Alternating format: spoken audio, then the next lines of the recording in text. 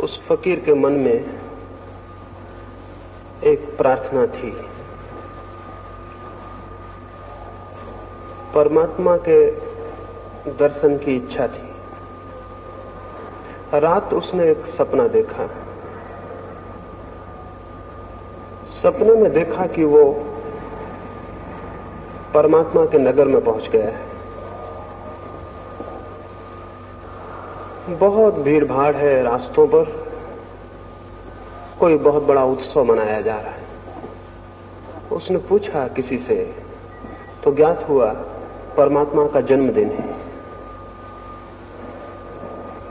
एक बहुत बड़े रथ पर एक बहुत प्रतिभाशाली व्यक्ति सवार है।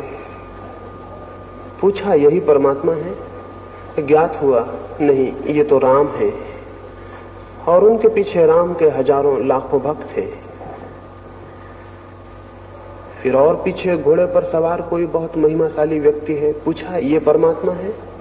ज्ञात हुआ वो तो मोहम्मद है, और उनके पीछे उनके भक्त हैं। और ऐसे वो शोभा यात्रा लंबी होती गई। क्राइस्ट निकले और महावीर और बुद्ध और जरथुस्त्र, और धीरे धीरे शोभा यात्रा समाप्त हो गई। और सबसे अंत में एक बहुत बूढ़ा आदमी एक घोड़े पर निकला जिसके साथ कोई भी नहीं था। उसे देखकर, उस फकीर को देख के हंसी आने लगी। किसी से उसने पूछा कि ये कौन पागल है जो अकेला घोड़े पर सवार है और जिसके साथ कोई भी नहीं? तो ज्ञात हुआ वो परमात्मा है। उसे बहुत हैरानी हुई और उसने पूछा कि राम के साथ बहुत लोग हैं, क्राइस्ट के साथ बहुत लोग हैं, बुद्ध और महावीर के साथ बहुत लोग हैं, मोहम्मद के साथ बहुत लोग हैं, लेकिन परमात्मा के साथ कोई क्यों नहीं? तो ज्ञात हुआ सारे लोग मोहम्मद, महावीर और राम में बट गए हैं, परमात्मा के लिए कोई बचा नहीं। उसकी घबराहट में नींद खुल गई। उसने कभी सोचा भी नहीं था। वो बहुत घबराया, लेकिन ये स्वप्न में इसलिए आपसे कह रहा हूं ताकि मैं ये आपसे कह सकूं कि वस्तुतः ऐसी ही स्थिति सारी दुनिया में घट गई है। हिंदू हैं, मुसलमान हैं, ईसाई हैं, जैन हैं, लेकिन धार्मिक कोई भी नहीं है। धार्मिक होना बहुत अलग बात है हिंदू होने से, मुसलमान होने से। इसके पहले कि मैं धर्म और शिक्षा के संबंध में आपसे कुछ कहूं, ये कह देना जरूरी है कि धर्म से मेरा अर्थ हिंदू, मुसलमान और जैन से नहीं है, ईसाई और पारसी से नहीं है। जब तक कोई मनुष्य हिंदू है या मुसलमान है, तब तक धार्मिक होना असंभव है। और जितने लोग धर्म और शिक्षा के लिए विचार करते हैं, और जो लोग शिक्षा के साथ धर्म को जोड़ना चाहते हैं, धर्म से उनका अर्थ या तो हिंदू होता है, या मुसलमान होता है, या ईसाई होता है। ऐसी धार्मिक शिक्षा धर्म तो नहीं लाएगी, मनुष्य को और अधिक अधार्मिक बनाती है। इस तरह की शिक्षा तो कोई 4-5 हजार वर्षों से मनुष्य को दी जाती रही है, लेकिन उसने कोई बेहतर मनुष्य पैदा नहीं किया, उससे कोई अच्छा समाज पैदा नहीं हुआ। विपरीत हिंदू, मुसलमान और ईसाई के नामों पर जितना अधर्म, जितनी हिंसा, जितना रक्तपात हुआ है, उतना किसी और बात से नहीं हुआ। ये जान के बहुत हैरानी होती है नास्तिकों के ऊपर, उनके ऊपर जो धर्म के विश्वासी नहीं है, बड़े पापों का कोई जिम्मा नहीं है। बड़े पाप उन लोगों के नाम पर हैं जो आस्तिक हैं।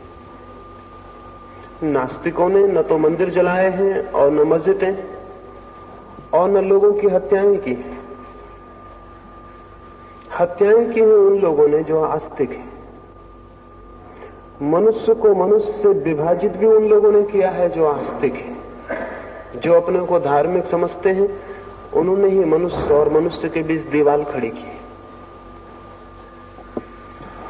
तो यदि धार्मिक शिक्षा का यह अर्थ हो कि हम गीता सिखाएं, कुरान सिखाएं या बाइबल सिखाएं, तो ये बड़ी खतरनाक शिक्षा होगी। ये शिक्षा धार्मिक नहीं हो सकती, क्योंकि ये बातें जिन लोगों को सिखाई गई हैं वे लोग कोई अच्छे मनुष्य सिद्ध नहीं हुए। और इन बातों के नाम पर जो भेद खड़े हुए हैं उन्होंने मनुष्य के पूरे इतिहास को रक्तपात और हिंसा से भर दिया, क्रोध और घृणा से भर दिया। तो सबसे पहली बात तो मैं ये कहना चाहता हूं कि धर्म की शिक्षा से मेरा प्रयोजन किसी संप्रदाय, उसकी धारणाओं, उसके सिद्धांतों की शिक्षा से नहीं है। एक बात निषेधात्मक रूप से, यदि हम चाहते हैं कि शिक्षा और धर्म संबंधित हो तो हमें चाहना होगा कि हिंदू, मुसलमान और ईसाई शब्दों से धर्म का संबंध टूट जाए, तो ही शिक्षा और धर्म संबंधित हो सकते। नहीं तो शिक्षा और धर्म कभी संबंधित न हो सकते हैं, न होने चाहिए। अगर एक धार्मिक सभ्यता पैदा करनी हो तो वो सभ्यता हिंदू नहीं होगी, वो सभ्यता मुसलमान भी नहीं होगी, वो सभ्यता पूरब की भी नहीं होगी, वो सभ्यता पश्चिम की भी नहीं होगी। वो सभ्यता अखंड मनुष्य की होगी, सबकी होगी, समग्र की होगी। किसी एक अंश और एक खंड की वो सभ्यता नहीं हो सकती, क्योंकि जब तक हम मनुष्यता को खंडित करेंगे तब तक हम द्वंद्व और युद्ध से मुक्त नहीं हो सकते। जब तक मेरे और आपके बीच कोई दीवार होगी तब तक बहुत कठिनाई है कि हम एक ऐसे समाज को निर्मित कर सकें जो प्रेम और आनंद में जिए।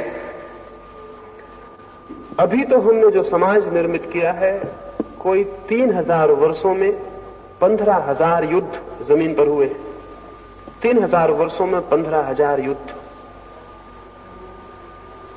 शायद कल्पना भी न हो। 3000 वर्षों में 15,000 युद्ध बहुत ज्यादा होते। अगर प्रतिवर्ष 5 युद्ध हो रहे हों तो क्या अर्थ हुआ? 3000 वर्षों के इतिहास में केवल 300 वर्ष का छोटा सा टुकड़ा ऐसा है जब युद्ध नहीं हुए। वो भी 300 वर्ष इकट्ठे नहीं, कभी 1 दिन, कभी 2 दिन, कभी 10 दिन जमीन पर युद्ध बंद रहा है। ऐसा सब मिला के कालखंड 300 वर्ष होते हैं। 300 वर्ष शांति और 3000 वर्ष युद्ध। और ये भी शांति कैसी, एकदम झूठी। जिसे हम शांति के क्षण कहते हैं वे असल में शांति के क्षण नहीं है, बल्कि नए युद्ध की तैयारी के दिन। मैं तो मनुष्य के इतिहास को 2 हिस्सों में बांटता हूं, युद्ध का काल और युद्ध की तैयारी का काल। अभी तक शांति का कोई काल हमने नहीं जाना है। ऐसा जो ये विभाजित मनुष्य है, इसके विभाजन में सबसे बड़ी दीवार आइडियोलॉजी, विचार, धर्म और धारणा की। बातें बदल जाती हैं। आज कम्युनिज्म है और अमेरिका का लोकतंत्र है, वे भी 2 धर्म बन के खड़े हो गए। उनकी भी लड़ाई 2 धर्मों जैसी लड़ाई हो गई। क्या ये नहीं हो सकता कि हम विचार के आधार पर मनुष्य के विभाजन को समाप्त कर दें? क्या ये उचित है कि विचार जैसी बहुत हवाई चीज के लिए हम मनुष्य की हत्या करें? क्या ये उचित है कि मेरा विचार और आपका विचार मेरे हृदय और आपके हृदय को शत्रु बना दे? अब तक यही हुआ है। और अब तक धर्मों के नाम पर खड़े हुए संगठन हमारे प्रेम के संगठन नहीं है, बल्कि हमारी घृणा के संगठन है। और इसलिए आपको ज्ञात होगा कि जब भी दुनिया में घृणा का जहर जोर से फैला दिया जाए तो किसी को भी संगठित किया जा सकता है। एडोल्फ हिटलर ने अपने आत्मकथा में लिखा है, अगर किसी कौम को संगठित करना हो तो किसी दूसरे कौम के प्रति घृणा पैदा कर दो, कोई खतरा पैदा कर दो।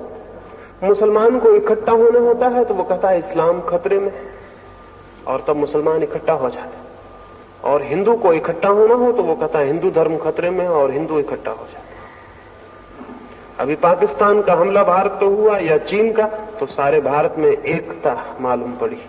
वो एकता एकदम खतरनाक और झूठी, वो प्रेम की एकता नहीं, वो सामने खड़े दुश्मन के खिलाफ जो हमारे मन में घृणा है उसकी एकता है। दुश्मन चला जाएगा, एकता भी चली जाएगी। तो ये हमारे सारे संगठन जिनको हम धर्म कहते हैं, किसी की घृणा पर खड़े हुए। और घृणा का धर्म से क्या संबंध हो सकता है? मेरे और आपके बीच जो चीज भी घृणा लाती हो वो धर्म नहीं हो सकती।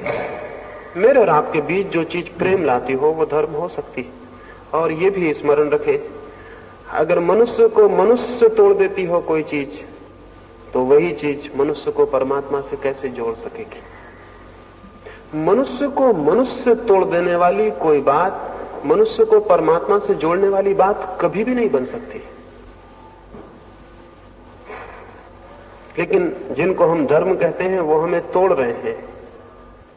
यद्यपि वे सभी प्रेम की बातें करते हैं और वे सभी इस बात की भी बातें करती हैं, हम सबके बीच एकता, भ्रातृत्व, ब्रदरहुड की। लेकिन बड़ी हैरानी की बात है, उनकी सारी बातें ही रह जाती हैं, और वे जो भी करते हैं उससे घृणा फैलती है और शत्रुता फैलती है। क्रिश्चियनिटी बातें करती है प्रेम की, लेकिन जितनी हत्या ईसाइयों ने की है उतनी हत्या शायद ही किसी ने की हो। तो थोड़ी हैरानी होती, थोड़ी घबराहट होती, और तब ऐसा प्रतीत होता है अच्छी बातें बुरे कामों को छिपाने का रास्ता बन जाती हैं और कुछ भी नहीं। अगर लोगों को मारना हो तो प्रेम के नाम पर मारना बहुत आसान है,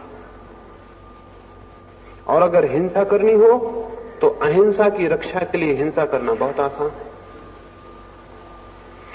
और अगर मुझे आपकी जान लेनी हो तो आपके ही हित में जान लेना आसान होगा, क्योंकि तब आप मरेंगे भी और मैं दोषी भी नहीं होऊंगा। तब आप मरेंगे भी, मारे भी जाएंगे और शिकायत भी नहीं कर सकेंगे। तो शैतान ने मालूम है मनुष्य को बहुत पहले यह समझा दिया कि अगर कोई बुरा काम करना हो तो नारा अच्छा चुनना, स्लोगन अच्छा होना चाहिए। जितना बुरा काम हो उतना ऊंचा नारा होना चाहिए, तो बुरा काम छिप जाता है। ये जो धर्मों के नाम पर संगठन है, न तो इनका परमात्मा से कोई संबंध है, न प्रेम से, न प्रार्थना से, न धर्म से। ये हमारे भीतर वो जो घृणा है, ईर्ष्या है, हिंसा है, उसके संगठन है। अन्यथा ये कैसे हो सकता था कि मस्जिदें जलाई जाएं, मंदिर जलाए जाएं, मूर्तियां तोड़ी जाएं, आदमी मारे जाएं? ये कैसे हो सकता है? ये हुआ है, होता रहा है। कोई भी धर्म की शिक्षा तभी धार्मिक होगी जब इस सब से उसका संबंध छूट जाए। लेकिन ये सारे धार्मिक लोग चाहते हैं कि बच्चों को धर्म की शिक्षा दी जाए। ये क्यों चाहते हैं? इनकी इतनी उत्सुकता क्या है? इनकी उत्सुकता ये है कि कहीं बच्चे उन घेरों के बाहर न हो जाएं जिन घेरों के भीतर अब तक आदमी जिया है। क्योंकि अगर बच्चे उन घेरों और दीवालों के बाहर हो गए तो पुरानी पूरी की पूरी संस्कृति भूमिसात हो जाएगी, हो जानी चाहिए। उसे रोकने का भी कोई कारण नहीं है। तो पुराने सारे घेरे गिर जाएंगे पुराने सारे स्वार्थ के केंद्र टूट जाएंगे, पुराना सारा शोषण टूट जाएगा। इसलिए हर पीढ़ी अपने बच्चों को अपनी सब बीमारियां दे जाना चाहती है।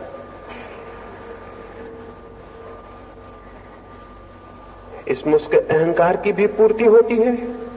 इसलिए बाप अगर हिंदू है तो बच्चे को हिंदू बना जाना चाहता है। क्यों? मुसलमान बाप बच्चे को मुसलमान बना जाना चाहता है, और इसके पहले कि बच्चे में विचार पैदा हो, क्योंकि विचार पैदा हो जाए तो हिंदू या मुसलमान होना बहुत मुश्किल हो जाएगा। विचारशील कैसे हिंदू हो सकता है, कैसे मुसलमान हो सकता है?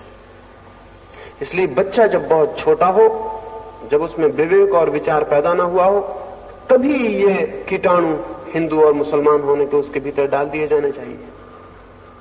तो जब वो होश में आए तब उसके खून में मिल जाए ये जहर, और तब इस जहर से मुक्त ना हो सके। इसलिए सभी ये तथाकथित धार्मिक लोग छोटे छोटे बच्चों को धर्म की शिक्षा दिलाने के लिए बहुत उत्सुक हैं। इनकी उत्सुकता कोई शुभ नहीं है।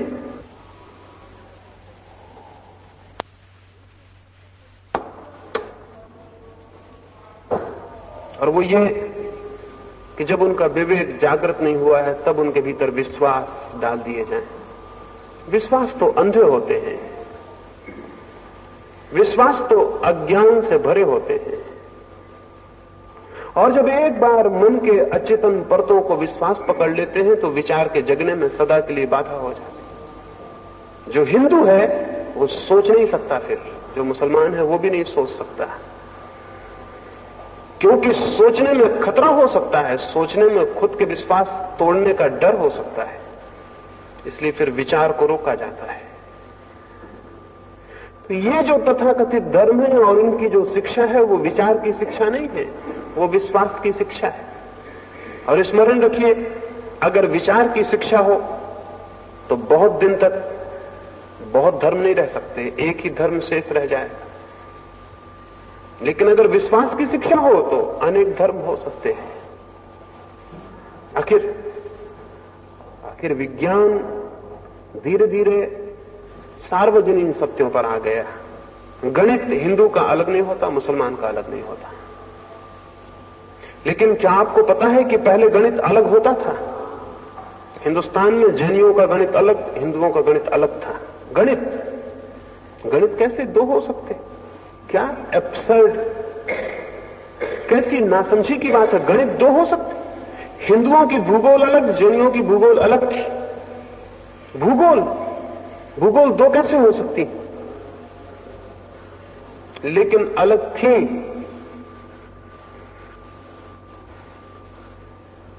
ये अलग इसलिए थी कि ये विश्वास पर खड़ी थी, विचार की कोई खोजबीन नहीं थी। विचार और तर्क का कोई आधार नहीं था। तर्क और विचार सार्वजनिक सत्यों पर ले आता है, और विश्वास स्थानीय होता है, सार्वजनिक नहीं होता, नहीं हो सकता, क्योंकि विश्वास को सार्वजनिक होने का कोई आधार नहीं होता है। फिर विश्वास अंधा होता है, उसके पास आंखें नहीं होती।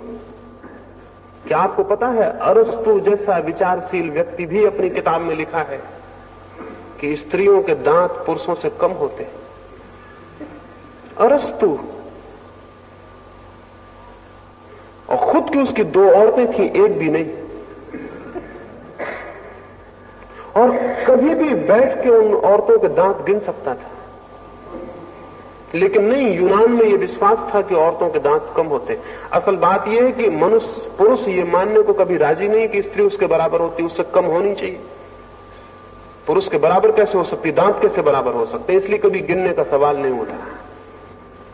1000 साल तक यूनान के करोड़ों लोग ये मानते रहे कि स्त्रियों के दांत कम होते हैं। किसी ने गिना नहीं। स्त्रियां घर घर में उपलब्ध है, पुरुषों से थोड़ी ज्यादा ही है, कम नहीं है। किसी ने गिनती नहीं की, किसी ने शक भी नहीं किया।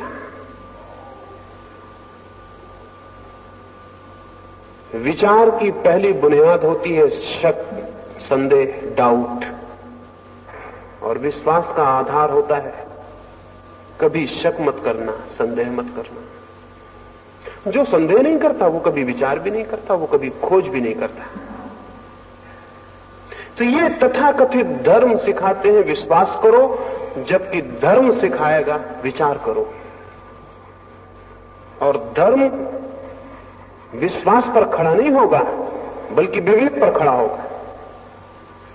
और विवेक पर जो धर्म खड़ा होगा वो बहुत शीघ्र, जिस भांति पदार्थ के संबंध में हमने सार्वजनिक यूनिवर्सल नियम खोज लिए, उसी भांति आत्मा और परमात्मा के संबंध में भी सार्वजनिक नियम खोज लेगा। विचार की गति सार्वजनीनता की तरफ है, यूनिवर्सलिटी की तरफ है। धर्म से और शिक्षा का संबंध तब होगा जब धर्म का संबंध विचार से हो, विश्वास से नहीं। और तब फिर वो हिंदू की और मुसलमान की शिक्षा नहीं रह जाएगी, तब वो धर्म की शिक्षा हो जाएगी। जब तक धर्म का संबंध विश्वास से है, तब तक धर्म की कोई शिक्षा नहीं हो सकती। और धर्म का नाम भला लिया जाए, वो हिंदू की शिक्षा होगी या मुसलमान की या ईसाई की या जैन की शिक्षा होगी, ये कोई भी शिक्षा धार्मिक नहीं है। क्योंकि इस तरह से शिक्षित आदमी संकीर्ण हो जाता है, विराट नहीं। इस तरह से शिक्षित आदमी पक्षपातों, प्रेजुडिस से भर जाता है, विवेक उसका मुक्त नहीं होता बल्कि बंधा हो जाता है।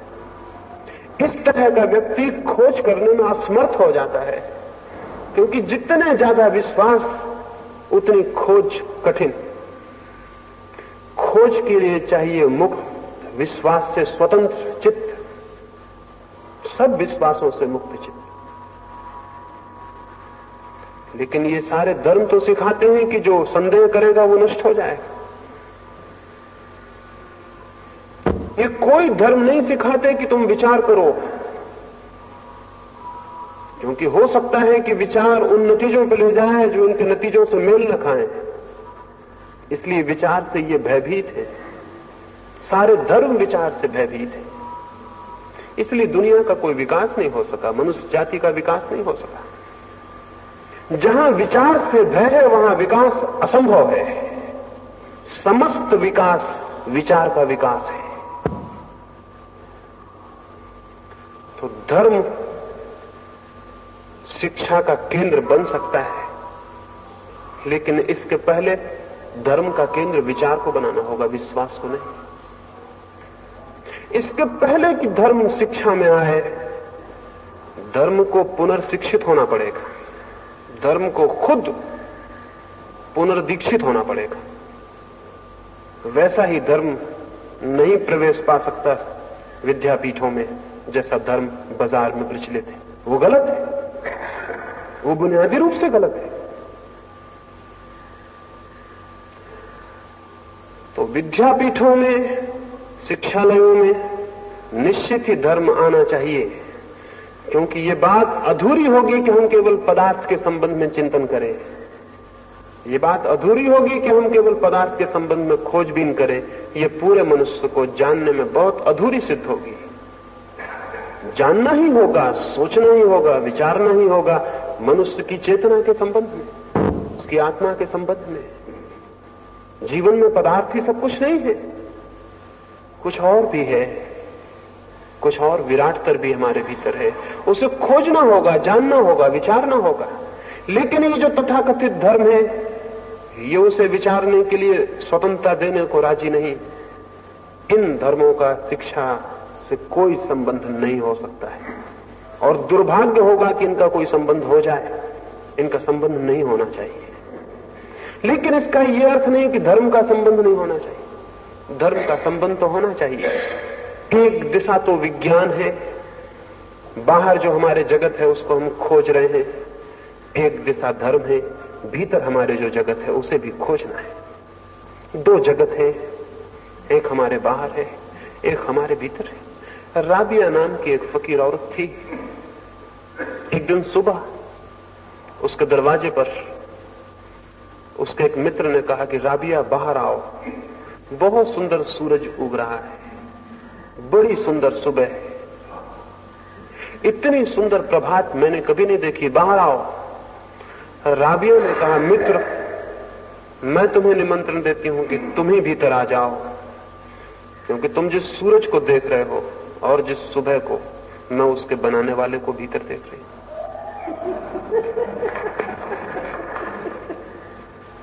कहा, मित्र तुम भीतर आ जाओ,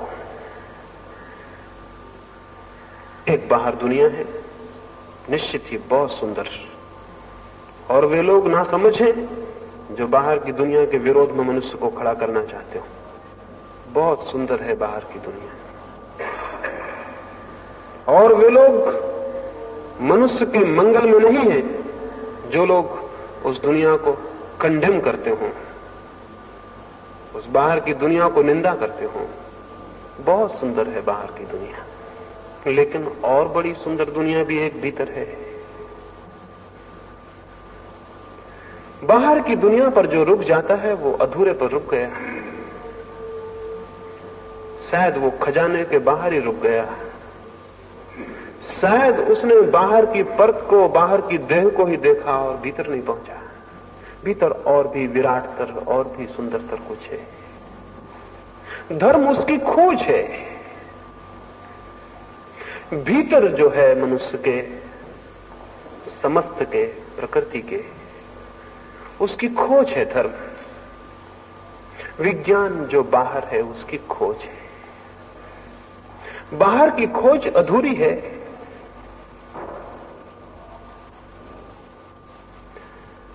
भीतर की खोज से शिक्षा का जरूर ही संबंध होना चाहिए, लेकिन जिन धर्मों को हम जानते हैं उनकी खोज भी भीतर की खोज नहीं है। वे बातें तो परमात्मा की करते हैं, लेकिन बातें एकदम झूठी मालूम पड़ती हैं। उनके मंदिर भी बाहर ही बनते हैं और उनकी मस्जिदें भी बाहर ही बनती हैं, और उनकी मूर्तियां भी बाहर ही खड़ी होती, और उनके शास्त्र भी बाहर हैं और उनके सिद्धांत भी बाहर हैं। और इन बाहर की चीजों पर वे लड़ते भी देखे जाते हैं। उनका आग्रह भी है इन पर, वे भी मनुष्य को भीतर नहीं ले जाते।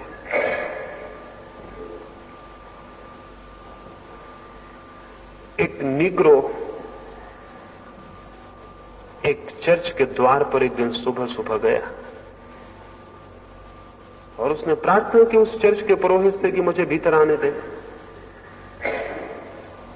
लेकिन निग्रो, काली चमड़ी का आदमी और सफेद चमड़ी वाले लोगों के मंदिर में कैसे जा सकता है? ये जो भीतर की बातें करते हैं ये भी चमड़ी को देखते हैं कि वो काली है या गोरी। ये जो परमात्मा की बातें करते हैं वो भी देखते हैं कि ब्राह्मण हो कि शूद्र। उस चर्च के पादरी ने कहा कि मित्र, क्या करोगे मंदिर में आकर भी?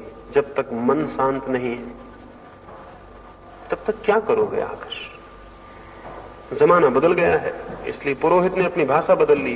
पहले भी रोकता था वो, लेकिन पहले वो कहता कि हट शूद्र, यहां कहां तुझे प्रवेश। लेकिन अब जमाना बदल गया, उसे अपनी भाषा बदलनी पड़ी। रोकता वो अब भी। तो उसने ये नहीं कहा कि शूद्र यहां से भाग जाओ, उसने कहा कि क्या करोगे मंदिर में आकर भी? जब तक मन ही शांत नहीं है तो परमात्मा को कैसे जानो? ये बात उसने इस निग्रो से कही, लेकिन सफेद चमड़े के लोग जो रोज आते थे उनमें से किसी से भी कभी ये नहीं कहा था। जैसे वो सब मन उनके शांत हो गए। वो निग्रो सीधा होगा इसलिए चला गया। सीधा होगा तभी तो वो भगवान को खोजने किसी चर्च में गया था। अगर सीधा ना होता तो क्यों किसी चर्च में जाता? भोला भाला होगा, ना समझ होगा, नहीं तो किसी चर्च से भगवान का क्या संबंध है? अपने भीतर जाता, चर्च में क्यों जाता? लौट गया। कोई 10-5 दिन बीत जाने के बाद वो पुरोहित, चर्च का पादरी उसे रास्ते पर मिला और पूछा कि मित्र फिर दिखाई नहीं पड़े। उस निग्रो ने कहा, मैंने रात जाके परमात्मा से प्रार्थना की कि मेरे हृदय को शांत कर, मेरे मन को शांत कर, ताकि मैं तुझे जान सकूं और तुझसे मिल सकूं। रात मुझे एक सपना आया और भगवान मुझे दिखाई पड़े और उन्होंने मुझसे पूछा कि तू किस लिए उस चर्च में जाना चाहता है? मुझसे मिलने? तू बिल्कुल पागल है। 10 साल से मैं खुद ही कोशिश कर रहा हूं, वो पादरी मुझे चर्च के भीतर घुसने नहीं देता।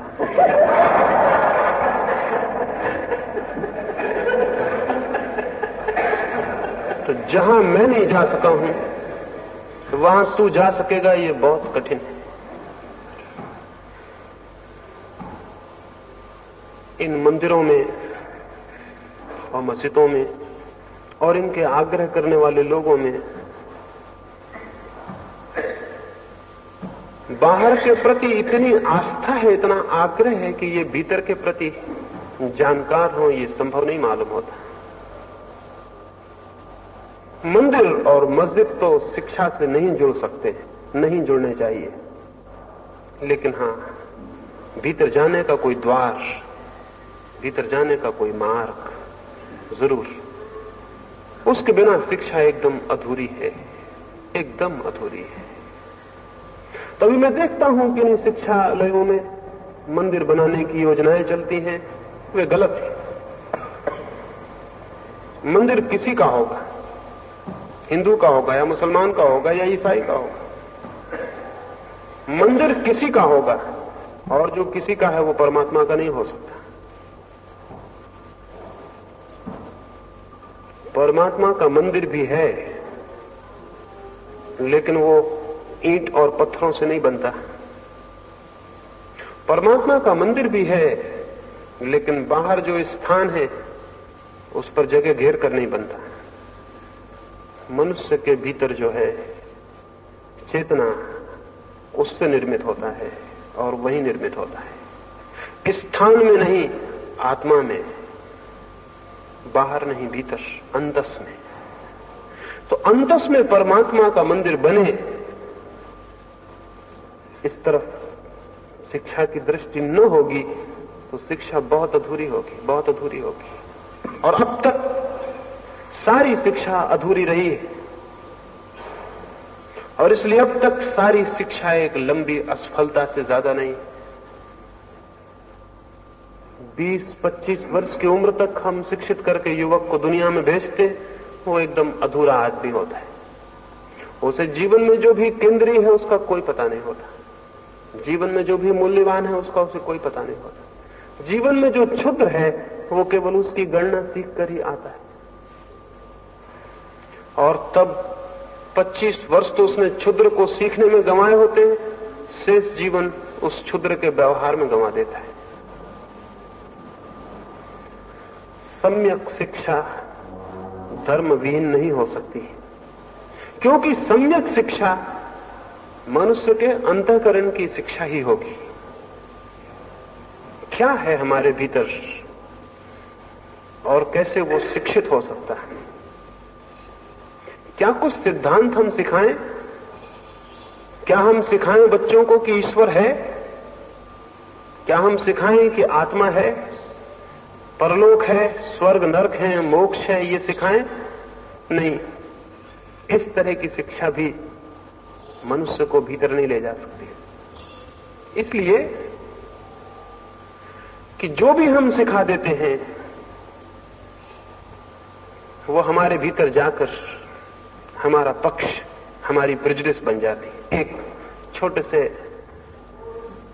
अनाथालय में मैं गया, वहां कोई 100 बच्चे थे, और अनाथ बच्चे तो उनको तो जो भी शिक्षा देनी हो दी जा सकती, कोई कठिनाई नहीं। तो उनको धर्म की शिक्षा दी जाती थी, क्योंकि अनाथ बच्चों को तो कुछ भी सिखा सकते हैं आप, जो भी सिखाना चाहें, अब उनका कोई मां बाप ही नहीं है, तो उनको धर्म की शिक्षा दी जाती थी। मुझे अनाथालय के संयोजकों ने कहा कि हम यहां धर्म की शिक्षा देते, तो मैंने उनसे कहा कि मैं अभी तक समझ ही नहीं पाया कि धर्म की शिक्षा कैसे हो सकती है। धर्म की साधना हो सकती है, शिक्षा नहीं हो सकती। इसमें थोड़ा सा मैं फर्क करता हूं, और वही धर्म की शिक्षा है, धर्म की साधना। तो मैंने कहा शिक्षा क्या देते होंगे? खैर मैं देखूं। तो उन्होंने कहा आप इनसे कोई भी प्रश्न पूछिए, ये बराबर उत्तर देंगे कि ये हो सकता है। उन्होंने खुद ही पूछा ईश्वर है, उन छोटे छोटे बच्चों ने हाथ उठा के हिलाए कि हाँ ईश्वर है। उन्होंने पूछा ये आत्मा है, उन बच्चों ने कहा आत्मा है। उन्होंने पूछा आत्मा कहां, उन सब बच्चों ने अपने हृदय पर हाथ रखे और कहा कि आत्मा यहां है। जैसे हम मिलिट्री में लेफ्ट राइट करना सिखा देते हैं, ऐसे ही उन्होंने उनको ये सिखा दिया, उनको ये सिखा दिया कि तो उनका हाथ हृदय पे चला गया। आत्मा कहाँ है? तो उन्होंने कहा यहां। मैंने एक छोटे बच्चे से पूछा कि हृदय कहाँ है? उसने कहा ये तो हमें बताया नहीं गया। जो उसे बताया गया था वो उन्होंने बताया, जो उन्हें नहीं बताया गया था वो कैसे बताते?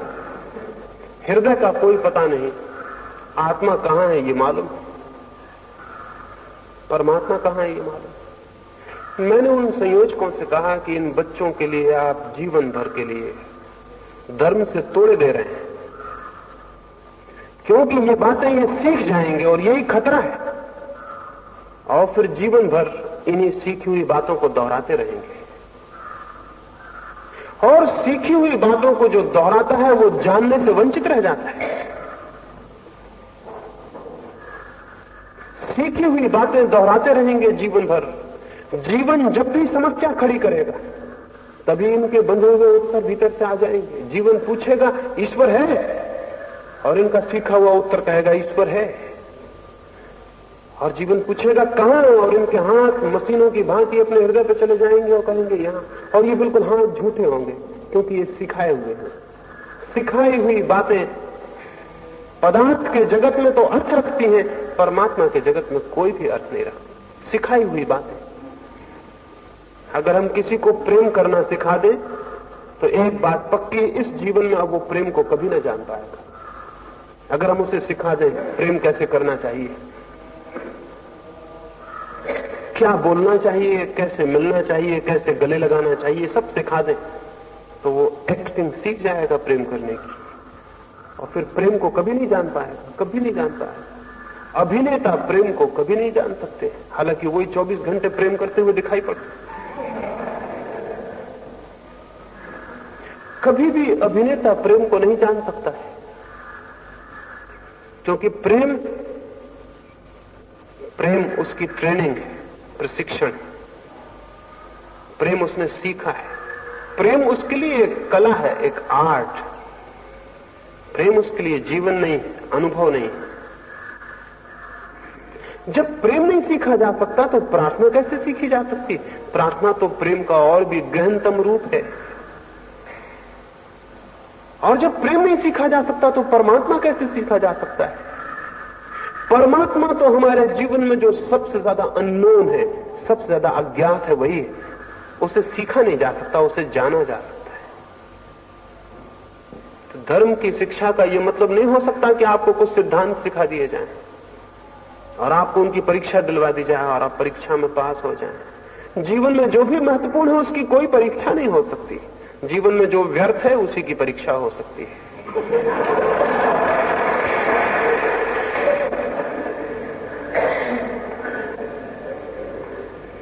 इसलिए जो लोग परीक्षाएं पास करके इतरा जाते हैं वो बिल्कुल पागल है, क्योंकि परीक्षा तो किसी महत्वपूर्ण तत्व की नहीं हो सकती। परीक्षाएं जहां समाप्त हो जाती हैं वहीं शिक्षा शुरू होती है। जहां तक परीक्षाएं चलती हैं वहां तक आप बचपन में हैं, वो सब बच्चों की बातें हैं। जीवन की प्रौढ़ता बड़ी और बात है। तो धर्म जाना जा सकता है, सिखाया नहीं जा सकता। कोई दूसरा आपको नहीं सिखा सकता। कोई सिद्धांत, कोई उपदेश आपको धार्मिक नहीं बना सकते। फिर क्या करें, क्या हो? हम बीज बो देते हैं, फिर पौधे को निकालते थोड़ी हैं बीज से, पौधा निकलता है। हम केवल व्यवस्था जुटा देते हैं, बीज को डाल देते हैं, पानी, खाद और सब जुटा देते हैं, बागुड़ लगा देते हैं, फिर पौधा निकलता है। पौधा निकाला नहीं जाता, फिर उसमें कलियां आती, कलियां निकाली नहीं जाती, फिर कलियां फूल बनती हैं, कलियों को फूल बनाया नहीं जाता, बाकी फिर सब होता है। हम सिर्फ अवसर जुटा देते हैं। धर्म की शिक्षा नहीं हो सकती। धर्म का बीज विकसित हो सके इसका शिक्षालयों में अवसर जुटाया जा सकता है। इसका अवसर जुटाया जा सकता है, इसकी हवा, इसका वातावरण जुटाया जा सकता है, जमीन बनाई जा सकती है। और मौका दिया जा सकता है, उसमें कुछ पैदा हो सकता है।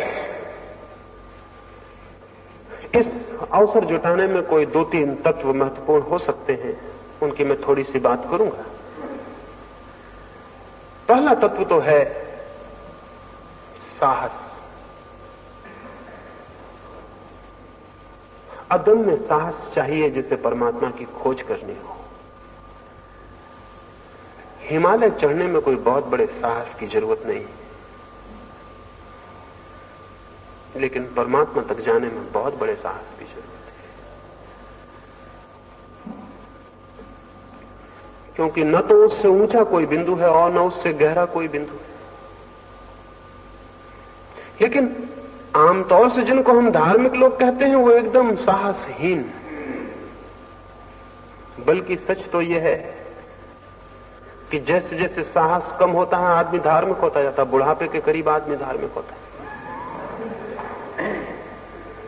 जैसे जैसे भय बढ़ने लगता है, मौत करीब आने लगती है, डर लगने लगता है, वैसे वैसे धार्मिक होने लगता है। मंदिरों में जाइए, चर्चों में जाइए, वहां ऐसे लोग दिखाई पड़ेंगे जो या तो मर गए हैं या मरने के करीब इकट्ठे। और अगर कोई जवान आदमी धर्म का विचार करे तो लोग उसको कहते हैं अभी तुम्हारी उम्र है। यानी धर्म की उम्र का मतलब, यानी जब आपकी उम्र ना बचे तब धर्म की उम्र शुरू होती। जब उम्र ना बचे, जब एक पैर कब्र में चला जाए, तब प्रार्थना कर लेना।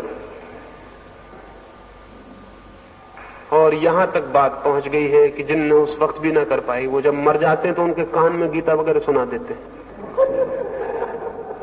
जो नहीं कर पाए, दोनों ही पैर चले गए, तो उनको हम कान में सुना देते हैं मरने के बाद। धर्म भय पर खड़ा नहीं हो सकता, लेकिन अभी भय पर खड़ा है। और इसीलिए दुनिया में कोई क्रांति नहीं हो सकी कि धार्मिकता पैदा हो सके।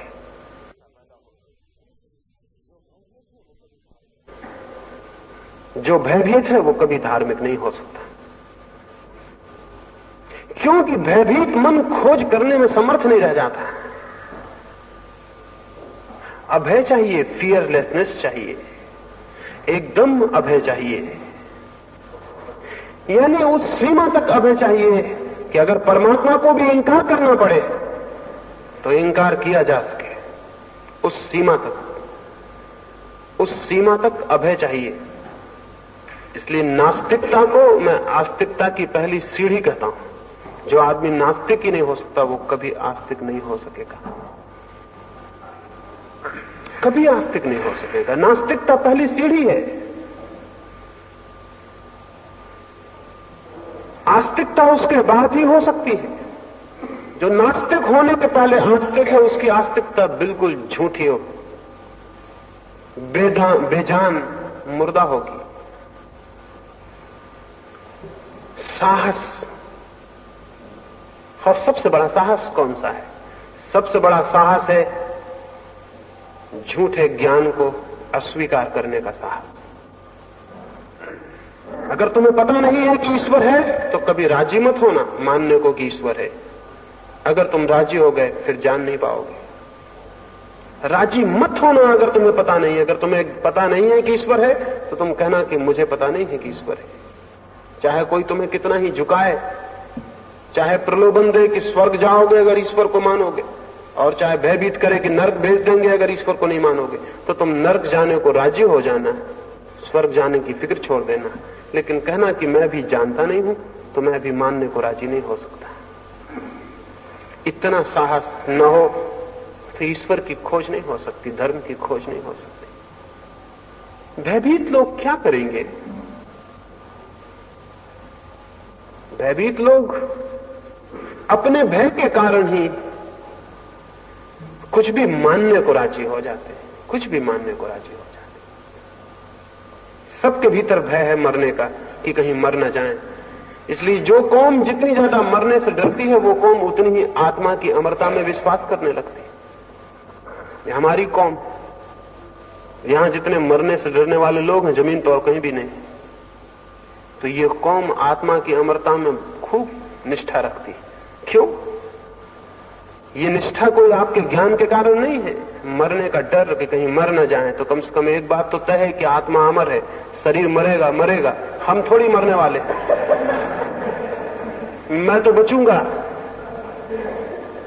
ये जो मरने का भय है, ये आपकी आत्मा का विश्वास बना हुआ है। ये विश्वास बिल्कुल झूठा है, ये भय पर खड़ा हुआ है। इस विश्वास का कोई भी मूल्य नहीं। ये विश्वास धार्मिक नहीं है, ये केवल भयभीत रुग्ण चित्त की आस्था है, सुरक्षा है, सिक्योरिटी घबराहट में पकड़ ली गई। तो शिक्षा भय को अलग करे, साहस के लिए तैयार करे। पहली बात, अगर धार्मिक जीवन को जन्म देना है तो एक अदम्य साहस पैदा करना पड़े, भय से मुक्त करना पड़े। अभी सारा धर्म भयभीत है, भय से ग्रसित है। सारी हमारी नैतिकता भय पर खड़ी है। चौरस्ते पर पुलिस वाला खड़ा हुआ है और सबसे बड़ा पुलिस वाला हमने परमात्मा खड़ा कर रखा है ऊपर। इधर पुलिस वाला डरवाए हुए है कि चोरी मत करना, उधर परमात्मा डरवाए हुए कि चोरी मत करना। पुलिस वाले में और परमात्मा में हमने एक आंतरिक संबंध बना रखा है। ये डरवाता है कि इधर सजा करवा देंगे और अगर इससे बच गए तो उस बड़े पुलिस वाले से बच ही नहीं सकते, वो नरक भेज देगा, वो वहां आग में डालेगा और ये करेगा। और इस भय पर जो नीति खड़ी होती, जो धर्म खड़ा होता है, वो थोथा होता है, झूठा होता है। उसकी प्राणों में कोई गति नहीं होती, उस प्राणों में कोई बल नहीं होता। तो स्मरण रखना, धर्म का पहला सूत्र है अभय। इसलिए भय के कारण किसी सिद्धांत को कभी अंगीकार मत करना, कभी स्वीकार मत करना। अच्छा है अज्ञान में मर जाना, लेकिन झूठे ज्ञान में जीना बहुत बुरा है। क्योंकि जो आदमी झूठे ज्ञान को स्वीकार कर लेता है, उसका अज्ञान ढक जाता है। अज्ञान मिटता नहीं, अज्ञान ढक जाता है। और जब अज्ञान ढक जाता है तो ज्ञान की खोज की प्रेरणा नष्ट हो जाती है, फिर कोई प्रेरणा नहीं रह जाती। अगर मेरे पैर में फोड़ा है और मैं उसको ढांक लूं तो मुझे दिखाई न पड़े, आपको दिखाई न पड़े, इससे फोड़ा समाप्त नहीं होता। बल्कि न दिखाई पड़ने से फोड़ा फिर अबाध गति करता है, निश्चिंत होकर गति करता है, अपने फैलता है शरीर में। हमें पता नहीं है कि ईश्वर है, लेकिन हम माने बैठे हैं कि ईश्वर है। तो वो जो अज्ञान है उसको हमने छिपा लिया। छिपा हुआ अज्ञान खतरनाक है, वो बढ़ता जाएगा, फैलता जाएगा। और ये झूठा ज्ञान किसी काम का नहीं, किसी काम का नहीं। अज्ञान को स्वीकार करना अपने, और झूठे ज्ञान को कभी स्वीकार मत करना। तो जो मनुष्य अपने अज्ञान को जानता है, अज्ञान उसे चैन नहीं लेने देता है, उसे धक्के देता है कि मिटाओ इसे, तोड़ो इसे, आगे बढ़ो और अपने अंधकार को तोड़ो। हम यहां बैठे हैं, हमें पता चल जाए कि मकान में आग लग गई, तो फिर किसी को समझाना पड़ेगा कि बाहर निकलो, उपदेश देने पड़ेंगे, भाषण करने पड़ेंगे समझाने के लिए कि बाहर निकलिए, मकान में आग लगी है। नहीं, फिर ना यहां उपदेशक पाया जाएगा, ना सुनने वाले पाए जाएंगे, कोई भी नहीं। उन दोनों की मुलाकात बाहर होगी, यहां नहीं होगी।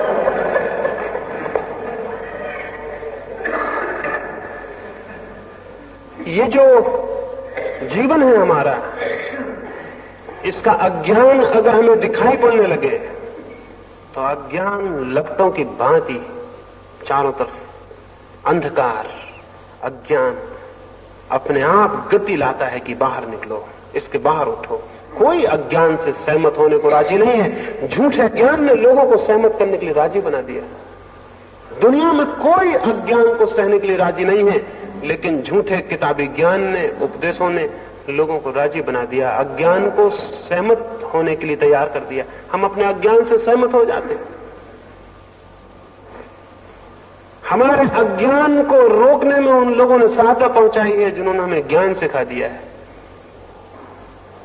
ज्ञान तो सिखाया ही नहीं जा सकता, अज्ञान तोड़ा जा सकता है, ज्ञान सिखाया नहीं जा सकता। और अज्ञान टूट जाए तो जो क्रांति घटित होती है वो ज्ञान है। अज्ञान मिट जाए तो जो शेष रह जाता है वो ज्ञान है। तो तुम ज्ञान इकट्ठा करने की कोशिश मत करना धर्म के जगत में, विज्ञान के जगत में करना, क्योंकि विज्ञान सिर्फ इंफॉर्मेशन है, विज्ञान कोई ज्ञान नहीं, सिर्फ सूचना है। इसलिए तुम सूचनाएं इकट्ठी करना विज्ञान के जगत में। विज्ञान हमेशा बाहर से सीखा जाएगा, क्योंकि वो सूचना है, ज्ञान नहीं है। धर्म कभी बाहर से नहीं सीखा जा सकता, वो सूचना नहीं है, वो ज्ञान है। तो बाहर से जो भी सिखाया गया उसे छोड़ देना। तो शिक्षालय ये कर सकते हैं कि बाहर से सिखाए गए धर्म से छुटकारा दिलवाएं, साहस पैदा करें, हिम्मत दें, अभय बनाएं, और युवकों को कहें कि तुम खोजना, और उनके अज्ञान का दर्शन कराएं कि तुम अज्ञान में हो। खोजने के क्या सूत्र हो सकते हैं, मार्ग हो सकते हैं, वो उन्हें बताएं।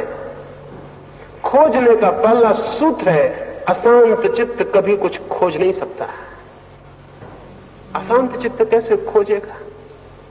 अशांत चित्त तो अपनी अशांति में इस भांति आबद्ध हो जाता है कि खोज असंभव हो जाती है। खोज के लिए चाहिए शांत चित्त, खोज के लिए मौन चित्त, खोज के लिए चाहिए एक गहरी शांति। तो चित्त कैसे शांत हो, उसकी दिशा, चित्त कैसे मौन हो, उसकी दिशा, चित्त कैसे निर्विचार हो, उसकी दिशा, इसकी भूमिका शिक्षा में जुटाई जानी चाहिए। अभी तो हम जो कर रहे हैं वो उल्टा कर रहे हैं। अभी तो हम मौन होना बिल्कुल भी नहीं सिखाते, अभी तो हम विचार से भरते हैं, और जितना जो व्यक्ति विचार से भर जाता है समझते उतना ज्यादा शिक्षित हो गया। इसलिए आपको पता है जिन मुल्कों में शिक्षा बढ़ती जाती है उन मुल्कों में पागलों की संख्या भी बढ़ती जाती है। क्योंकि अगर हम विचार ही विचार की शिक्षा दें और मौन की कोई शिक्षा ना हो, तो विचार की अति जो तनाव पैदा करेगी उससे विक्षिप्तता आएगी, उससे पागलपन आएगा। पश्चिम के तो बड़े विचारक, करीब करीब सभी बड़े विचारक, बड़े कवि, बड़े चित्रकार बिना पागल खाने जाए बिना छूटते नहीं। बल्कि अब तो मुझे ऐसा लगने लगा कि जो पागल खाने नहीं जाता वो थोड़ा मीडियाकर है, वो जीनियस नहीं है, वो प्रतिभाशाली नहीं है, छोटा मोटा है इसलिए नहीं जाता, बच जाता है, लेकिन बड़ा विचारक तो जाते ही।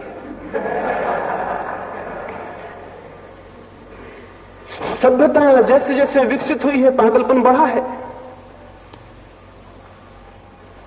ये क्यों? ये विचार का अति टेंशन है, अति तनाव है।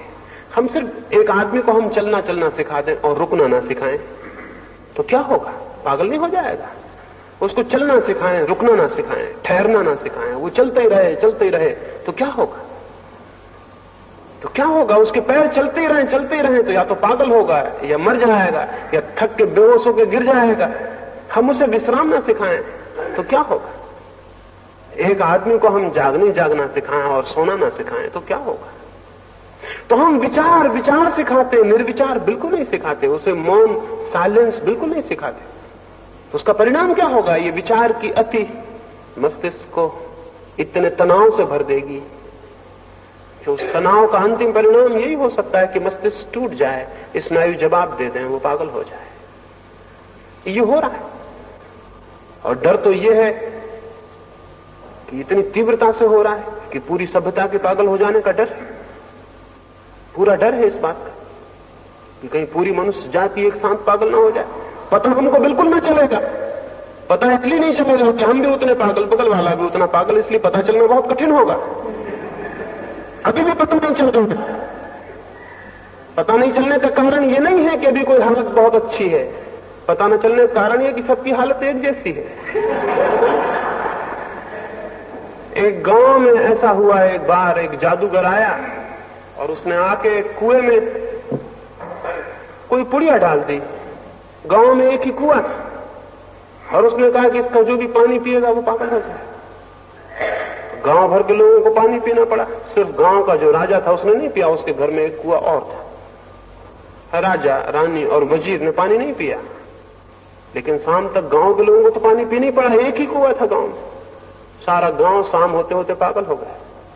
सारे गांव के लोगों ने सभा की और उन्होंने कहा मालूम होता है बादशाह का दिमाग खराब हो गया, क्योंकि बादशाह ने पानी नहीं पिया था उस कुएं का। तो गांव भर के लोग जब पागल हो गए तो उन्हें समझ में आया कि बादशाह का दिमाग जरूर गड़बड़ हो गया, बिल्कुल हमारी जैसी बातें नहीं कर रहा। तो उन्होंने सभा की शाम को कि इस राजा को उतार देना चाहिए, इसका दिमाग खराब हो गया और किसी ठीक राजा को इसकी जगह बिठाना चाहिए, नहीं तो सब गड़बड़ कर देगा, सब डुबा देगा। राजा बहुत घबराया। महल के आसपास जनता इकट्ठी हो गई। उसने अपने वजीर से कहा कि क्या करें। वजीर ने कहा सिवाय एक रास्ता है कि उस कुएं का पानी हम भी पी लें। अगर थोड़ी देर हो गई फिर बचाव मुश्किल हो जाएगा। तो राजा ने जाके उस कुएं का पानी पी लिया। उस रात उस गांव में उत्सव मनाया गया कि राजा का दिमाग ठीक हो गया। करीब करीब ऐसी हालत है। और इसलिए तो जब हमारे बीच कोई ठीक दिमाग का आदमी पैदा होता तो हम उसके साथ बड़ा उल्टा व्यवहार करते हैं। क्राइस्ट पैदा होता है सूली पे लटका देते हैं, सुकरात पैदा होता है जहर पिला देते हैं, गांधी पैदा होता है गोली मार देते हैं। ये हमारा व्यवहार है ठीक मस्तिष्क के लोगों के साथ। ये आकस्मिक नहीं है, ये बिल्कुल स्वाभाविक है। हमारा दिमाग खराब है। तो शिक्षालय, विद्यापीठ विचार ही ना सिखाएं, मौन सिखाएं। मौन की दिशा में अग्रसर करें। थोड़ी देर के लिए निर्विचार होना सिखाएं। मस्तिष्क का श्रम ही नहीं, मस्तिष्क का विश्राम भी। और बड़े मजे की बात है कि जीवन का जो भी गहरा अनुभव है वो जब मस्तिष्क विश्राम करता है तब उत्पन्न होता है, क्योंकि तब उस शांति में, उस मौन में ही वो जाना जाता है जो हमें घेरे हुए है, जो हमारे भीतर है और हमारे बाहर है। जीवन में जो भी शुभ है, सुंदर है और सत्य है, वो मौन में, एकांत में और शांति में ही जाना गया है। तो उस दिशा में हम गति दें। उस दिशा में जो गति मिलेगी, साहस और निर्भयता और खोज की अदम्य इच्छा, जिज्ञासा, संदेह, अगर ये सारी बातें हम युवकों को दे सकें तो धर्म की दिशा में उनकी आंखें उठनी शुरू हो जाएंगी। वैसी स्थिति में ही धर्म और शिक्षा का संबंध हो सकता है।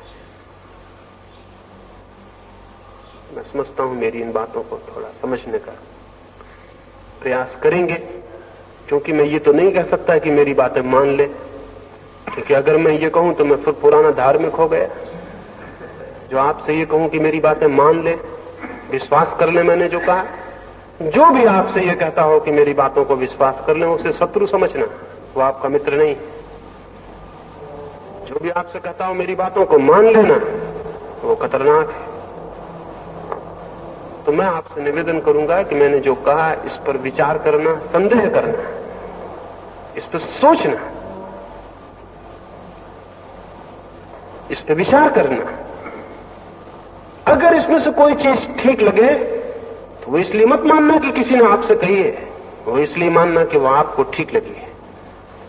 और उसको भी उस समय तक ही मानना जब तक ठीक लगे, और जिस क्षण में गलत है उसी वक्त छोड़ने का साहस रखना,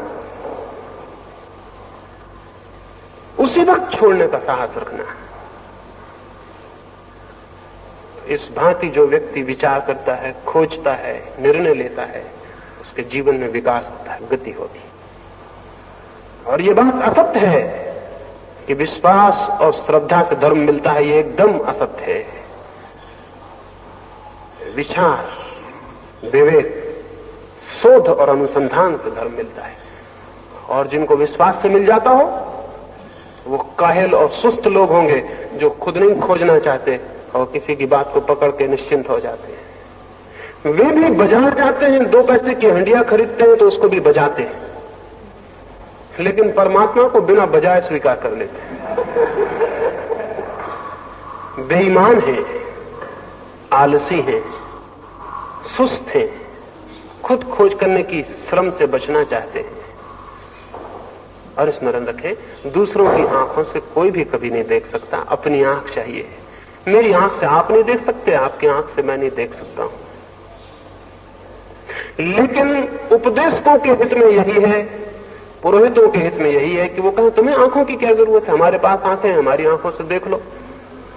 उनके लिए हित में है, क्योंकि लोग जितने ज्यादा अंधे होंगे उतनी ही बड़ी भीड़ उनके पीछे खड़ी होगी, और लोग जितनी भीड़ों की भांति होंगे उतना ही ज्यादा उनका अनुगमन होगा और शोषण होगा। धर्म मनुष्य को विवेक और तेज युक्त बनाता है, और ये तथाकथित धर्म उसको विवेकहीन, तेज शून्य और भेड़ जैसा बना देते हैं। एक अध्यापक ने मुझे कहा कि उन्होंने अपने गांव के एक छोटे से स्कूल में बच्चों से पूछा कि एक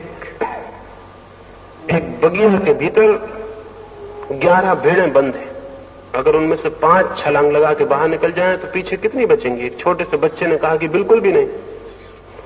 उन्होंने कहा, तो कैसा पागल है, 11 भेड़ें बंद है, 5 छलांग लगाएंगी तो कितनी बचेंगी? उस बच्चे ने कहा, आप गणित जानते होंगे, मैं भेड़ों को जानता हूं, भेड़ें मेरे घर में है, एक भी नहीं बचेगी, क्योंकि जहां 5 गई वहां बाकी 6 भी चली जाएंगी, पीछे कोई बचने वाला नहीं। तो उसने कहा, आप गणित जानते होंगे, मैं भेड़ों को जानता हूं, गणित का मुझे पता नहीं, लेकिन भेड़ एक ना बचेगी पीछे।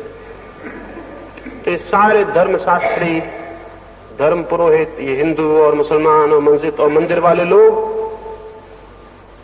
चाहते हैं मनुष्य न हो दुनिया में, भेड़ें हो। राजनीतिज्ञ भी यही चाहते हैं कि भेड़ें हो। दुनिया के तथाकथित सभी तरह के नेता, चाहे वो धर्म के नेता हो चाहे राज के नेता हो, वो सभी चाहते हैं कि भेड़ें हो, क्योंकि भेड़ें अनुगमन करने में बड़ी कुशल होती हैं और कभी इंकार नहीं करती। ये जितने भी शोषण करने वाले लोग हैं वो सभी यही चाहते हैं। तो मैं आपसे निवेदन करूंगा, अगर धार्मिक बनना है तो भेड़ कभी मत बनना, किसी की भी भेड़ मत बनना, तो ही खुद का विवेक मुक्त होगा, खुद की आंख जगेगी। न तो किसी के अनुयायी बनने की जरूरत है और न किसी के अपना अनुयायी बनाने की जरूरत है। धर्म की खोज एक एक मनुष्य की वैयक्तिक खोज है, कोई सामूहिक उपक्रम नहीं। प्रेम मैं अकेला करता हूं, न किसी का अनुगमन करता हूं, न किसी को नेता मानता हूं। प्रार्थना भी मैं अकेला ही करूंगा, परमात्मा भी मैं अकेला ही खोजूंगा। इतने साहस से, इतने हिम्मत से, इतने आत्मविश्वास से जो गति करता है वो एक दिन जरूर उसको पा लेता है जो पा लेने जैसा है। उसे कैसे हम पा सकते हैं उसके संबंध में कुछ और मैं संध्या बात करूंगा। मेरी बातों को इतने प्रेम और शांति से सुना है, उससे बहुत बहुत अनुग्रहित हूं, और अंत में सबके भीतर बैठे परमात्मा को प्रणाम करता हूं। मेरे प्रणाम स्वीकार।